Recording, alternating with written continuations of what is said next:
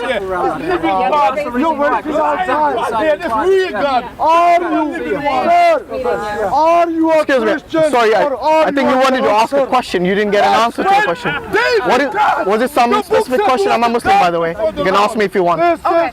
No. I just wanted to thank you guys for coming and for like doing this, because it is good to like make people think, you know, because I'm not against any religion. I think they're all great. I just don't appreciate how he's bashing on the Christians. He's really emphasizing on the amount of books, and that's not what matters. It's the content, not the context. You know what I mean? So I don't really appreciate how he's doing that, how he's not listening. I think what he's doing is a great cause, and I just wanted to shake his hand and thank him for doing this. I mean, it's not about, obviously, I mean, I don't know if you, is this your first time in Speaker's Corner? We're from America, so yeah. Yeah, I realize that. It's your first time. Because there are many people who come here, there are Muslims who come here, and there are Christians who come here. There's a lot of bashing about religions here. So it's not only one person doing it. I mean, because I think because of the way, because of the weather, that's why you see only one person. Normally it's like quite crowded here. No. Yeah. But what do you think of what he said with regards to Jesus being a man and not God? What is your view with regards to that? So we see it as, in order for like God to show us like the suffering and whatnot that he went through the stages of the cross. Like he knew when he was a teenager that that's what he was going to be doing.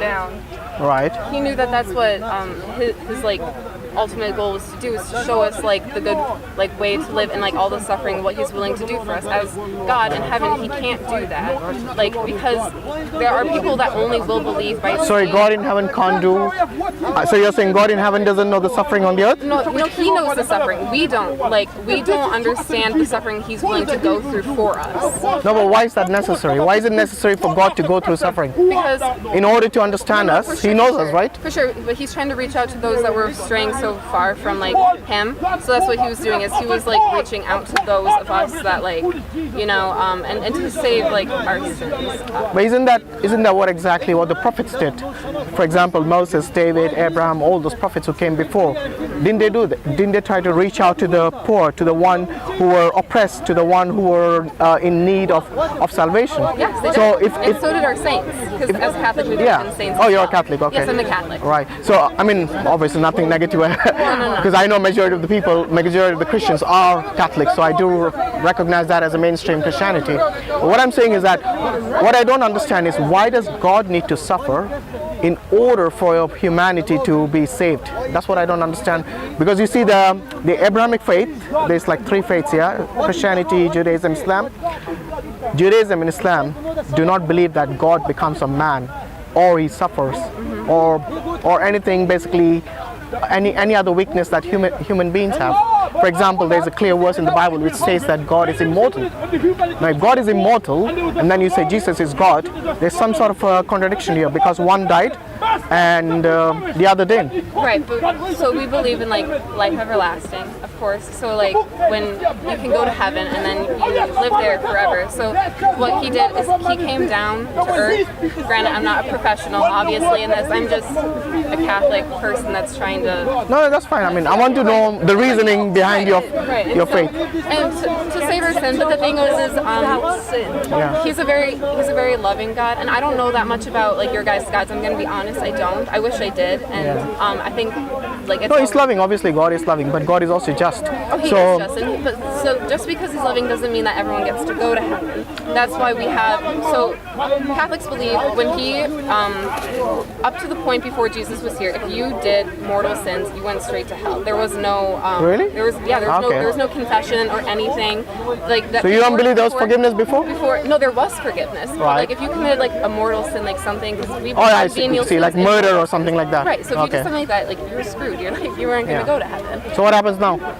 Now, let's say you do a mortal sin, or even a venial sin. We go to confession as Catholics, and what that is it's just like you being forgiven. Where most Christians believe, like if you, no matter what sin you do, as long as like you like believe in like God, like you can still go to heaven. Where we as Catholics believe, you have to go through that humility and like through that process of like talking to God Himself, like through like the church and being like, okay, the confession, so confession. So you're saying if somebody murders, you can just confess for it and you go scot-free? No. How does it work? So I mean, you have to change as a person too. It's not just you go to confession and like boom, like you're good to go. You know, before there was like like death penalty for somebody who murdered. There was death penalty for adultery. I'm trying to understand what happens now for a person who has actually murdered someone and he has been convicted of that murder. So how would you, as a person from, just say you're a judge and you do justice based on what the Bible says. So from the New Testament perspective, how would a person, or how would the victim of that murderer get justice if all he has to do is just confess for it? That's not all he has to do, though. So you confessing is just a step. It's just a step saying like, hey, yes, I'm heartfully sorry. Obviously, I'm sorry enough that like, he's repenting, I'm coming basically, here. yeah. Yes, I'm repenting and I'm doing it in a humility way, you know? Right. So there's that. But you actually have to change as a person. Like the thing No, is, what about the justice part? The justice for the victim? Honestly, the suffering of trying to become a better person. If you murdered someone, there's obviously something going on wrong with you, or if like you repetitively do. Well, you're a criminal, aren't you? There got to be some justice served. Yes, there because is. the justice of the law of the land will obviously either give him a life sentence or a death sentence, depending on which law you follow or which country. So I'm saying, if you were a Christian and you abided only by the New Testament, and you follow the law within the, so I want to know, what is the law in the New Testament for a person who is a convicted criminal, like a murderer or a rapist? Like how they're going to get to heaven? Yeah, sorry, go on. Practicing Catholic, or is he just saying they're Catholic? Sorry, say again? Is he practicing Catholic or Catholic? No, it's a hypothetical question, yeah? But what I'm saying is that regardless of what your spiritual, the degree of spirituality in you, I'm saying let's say you base your judgment only on the New Testament. What is the law in the New Testament that this person is now under in terms of serving justice to the victim of that particular murder? That's what I want to know. Because you see, in Islam it's very clear. The person who commits a murder, he gets punished. And he doesn't just confess. Obviously he has to be repentant, but then he also has to go through the punishment. And Islam, they give three choices. They give the choice of A, basically the death penalty in case of a murder, or B, the blood money, where the victim's family is approached. They're given these three choices by the judge once he's been convicted. So one of the choices is, like I said, the death penalty or the blood money. You know what the third choice is? Forgiveness. Complete forgiveness. No money, no penalty. And you know who decides that? Not the judge, not the jury, but the victim's family, because they understand the pain. They are the ones who will be suffering the most. So this ruling is not, obviously the judge decides whether it's convicted or not. He goes through that process of a normal, the law of the land. So this is what I'm trying to understand from the Christian perspective, from the New Testament. Actual like law or what? No, I'm not saying what you do. I'm just asking, what does the New Testament teach to serve justice in such a scenario? Because what I understand so far from most Christians I spoke to, they say, oh, Jesus died for your sin and that's it. No. So, see, we don't believe that. I'm not saying you guys believe that. I'm just saying from my experience. Right. And so how we see it is, it's not like, yes, you have to do like the confession if you're a Christian, you know, like being a Christian does not give you a headway into heaven. It's just like what you believe in if you practice it. So let's say I murdered someone. I'm not planning on it, but let's say I did.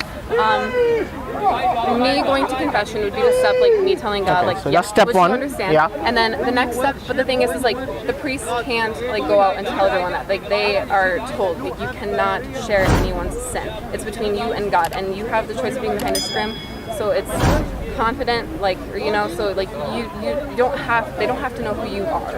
And so when you do that, that's like you talking to God, and then you just going through like the church and like that blessing is how we see it. Now it's up to you. You can redo that. Like if I decide to murder someone else again, like why did I go to confession? Obviously I wasn't heartily sorry for it. It's your punishment is you having to like fight to become a better person, because you can't say that you're a Christian or you're a Catholic if you don't practice, if you don't try making yourself better. So if you're committing this like mortal sin over and over again, like your punishment is that hardship of trying to like become a better person. And in that process, like whether it's just daily things that you do different or just like how you completely change your life in order to like be better. But judgment wise, yes, we believe he is a very just God. Not anyone's just going to make it into heaven. If you do something extremely wrong, he's just. So what going to make it? So where is the justice served? Because okay, the step one is confession in the church. Okay, but we don't whatever confidentiality, that's fine. Is like, but I'm saying, what happens then? I'm not talking about repeat offenders. I'm talking about a one-time offender, and even repeat offenders, obviously. So like, because if one-time offender, if he murders one time, there's no guarantee he won't murder again. But you see, if you let him go the first time, what is the guarantee that he won't murder again? it's your free choice. It is. The whole point is like. So where is the law? Where does the law come in here? See, that's just it. Like. That's it. You don't punish him. That's it. What I'm saying is like. Okay. It's on you. It's not this world that's gonna make. Sorry, on whom? On the person who. It's on you. It's all on you on how you're gonna change. Like, yes, I could go out there. I could commit a murder. I could be really sorry for what I did, but I don't change as a person. Like, even if I just did that one murder, like obviously something was going wrong. Maybe I was just in the wrong place at the wrong time, and it just like is something that happened. But the thing is how we see it is it's you. Like how you. Everyone's process. You're looking from the point of view of the actual person who committed the murder. Yes. Why don't you look at from the point of view of the victim and his family? Yes, the victim or her and his family. Yes, and for example, let's say somebody murdered somebody in your family. Yep. Do you not want to see justice served? Or do you just say forgive every time? And these people who you forgive all the time, then what happens is these people, they get complacent and they go on committing repeat offending, they become repeat offenders. And I can see where you're coming from, but as how we see it is like we can be like, so if someone like murdered someone in my family, like I'm going to forgive them. I'm not going to forget. Like obviously I'm going to go through like the legal process like of this world to like make sure that's different, but like spiritually wise, like, that's what we're talking about, spiritually wise. And spiritually wise, my job is to forgive them. If I have a grudge against them, or if I am just feeling angry, or even if I hate them, that's a mortal sin. Like that's now me that's committing a sin to them. Do you think that's that approach is practical? Yes. So imagine a person like Hitler comes and attacks your country. Yeah. What do? You just sit by and say you're forgiven? No. Then what do? I can make. You're going to fight him back? Yeah, but like the thing is like I can forgive And him. is that something that the New Testament teaches? That's what I'm trying to get. I'm not trying to ask you what's your personal opinion. You see, because we can be. I'm telling you what my religion says, and like so, if there's a war, Catholics are not against war. Like let's say like a Hitler thing happened all over again, we're gonna be like, yes, like go to war to stop this bad thing that's happening. Like stop it. But we need to forgive them. We need to forgive them, but it doesn't mean like us forgiving. What does forgiveness mean in this context? Because to be honest, when there is a war, when somebody is coming to attack your country, yes. I mean, when you see little children being bombed and killed in front of you, you don't want to go around just saying forgive you, forgive you, forgive. You see, it's not practical. No, like you have to be like on your defense, obviously, but like.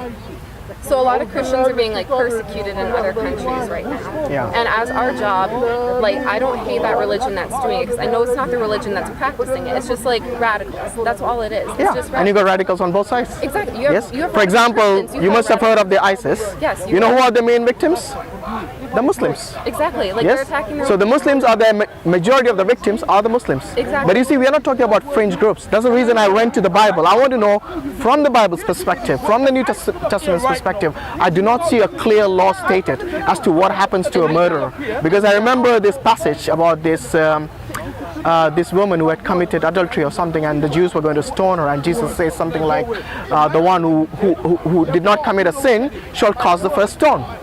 So this is completely opposite to what was happening in the Old Testament. So that's not showing you the whole story. That's just a phrase. Right. If you kept reading what it goes on basically saying is that Jesus was like, whoever has not committed a sin, cast the first stone. Meaning like, you guys are all sinners. They all dropped their stones and they walked away. They didn't stone her because they have all committed a sin. Jesus is saying like, we have all sinned, and we have. And so like, it is for us not to judge. We are not supposed to judge her because of her sin, because you have sinned too. A sin is a sin. Yes, there are some that are worse than others, but in God's eye, every sin is hurting him. So me murdering someone, yeah, it's obviously. But didn't God? Sorry to cut you off, but didn't God make that law to stone to death anyway? That was an old one. When Jesus, that's what I was trying to tell him. Wasn't Jesus God in the Old Testament? Yes, but when so he made the law. When Jesus came, but then later on, times changed. The thing is like times changed. Religion stays the same, but like, so yes, back then stoning someone for a sin like that was big. But then when Jesus came, that's when like confession was available. He's the one that started like Catholicism, because before then, as I said, like the Jews believed like if you committed a major sin, like you were going to hell. Now did Jesus recognize the Old Testament laws? Did he recognize it? Yes, he recognized. So when he said that, obviously during that he recognized the process of where they stoned the adulteress, I mean, he said that whoever has sinned shall cast the first stone. If the law was, I think He said whoever's not he did not say the law is no more now. You cannot stone anymore. You see what I mean?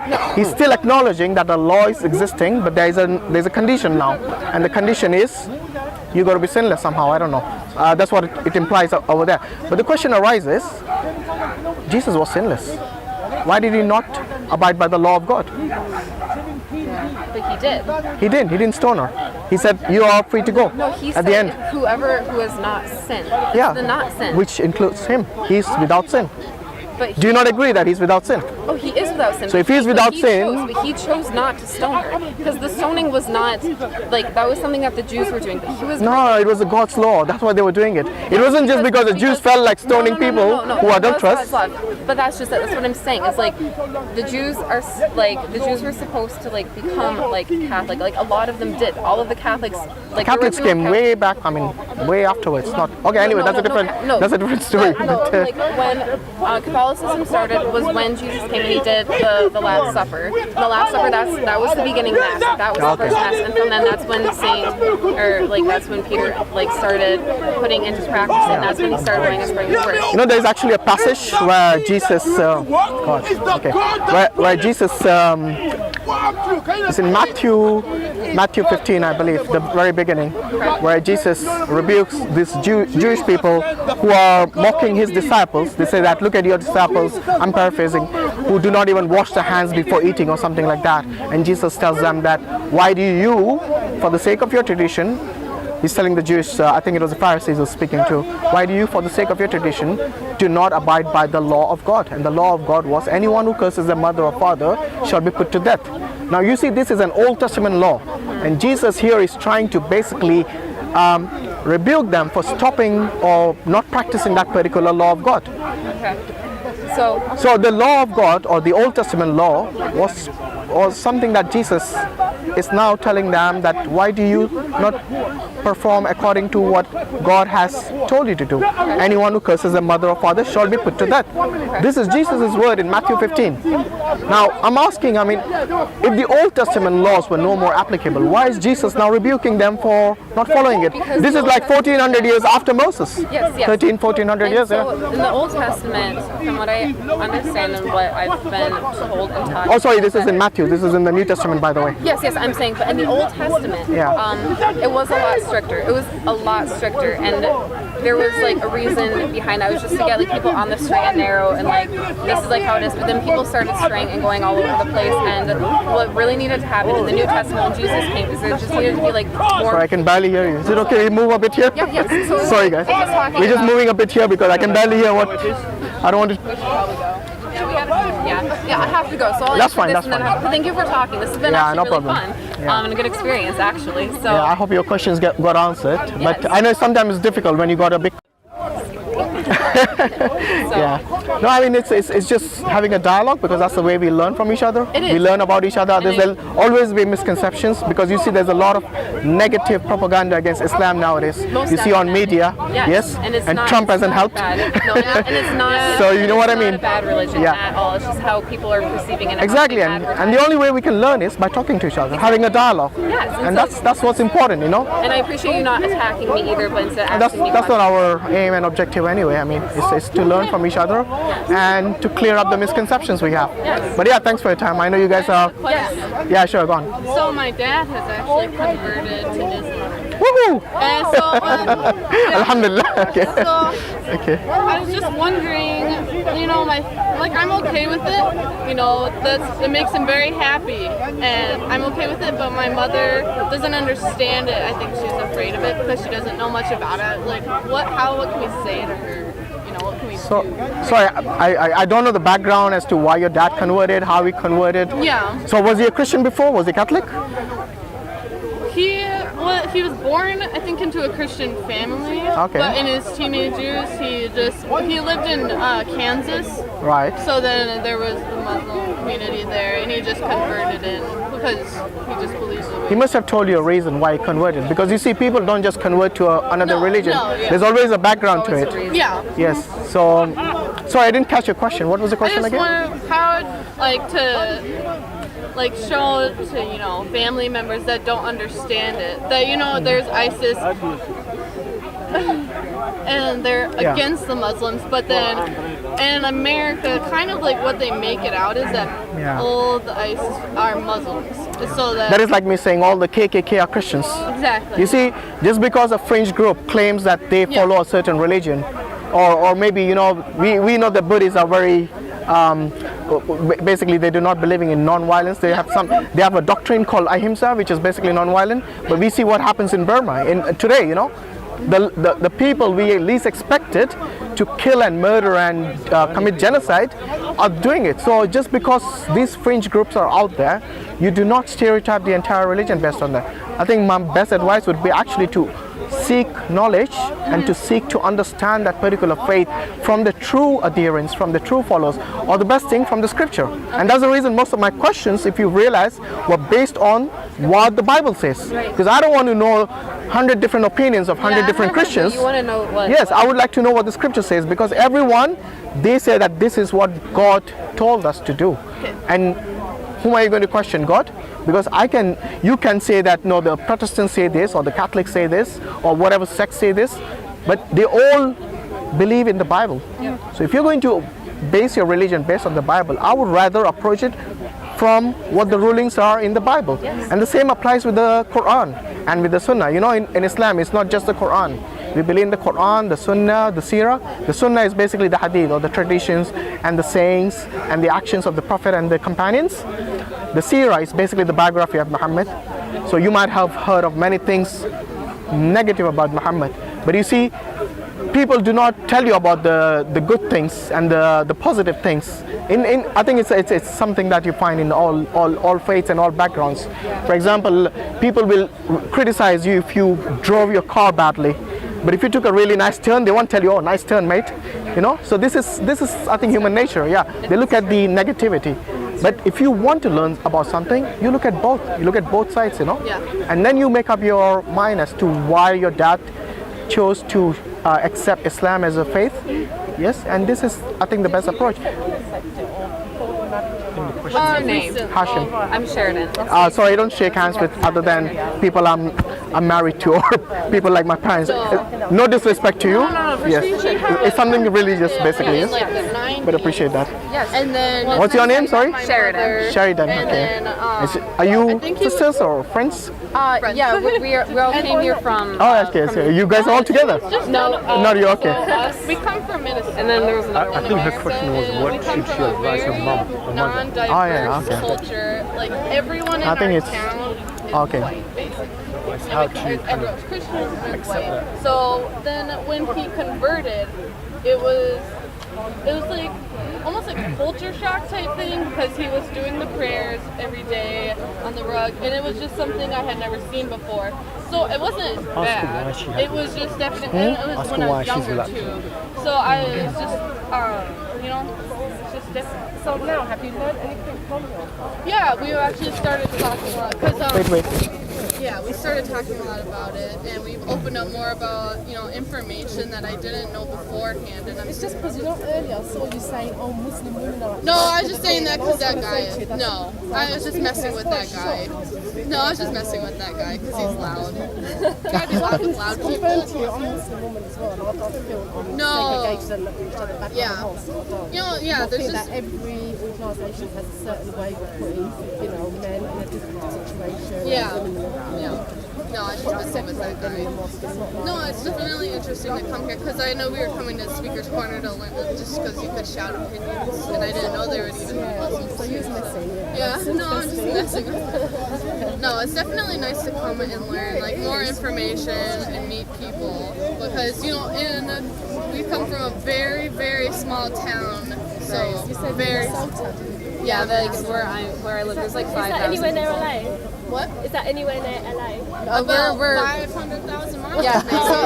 So there's America, and then there's Florida. There's Wyoming. Yeah, we're right there. different time zones. Yeah, we're basically Canada. Basically Canada. Oh, I see. So yeah. Thanks for welcoming us. All right, take care, guys. Yeah.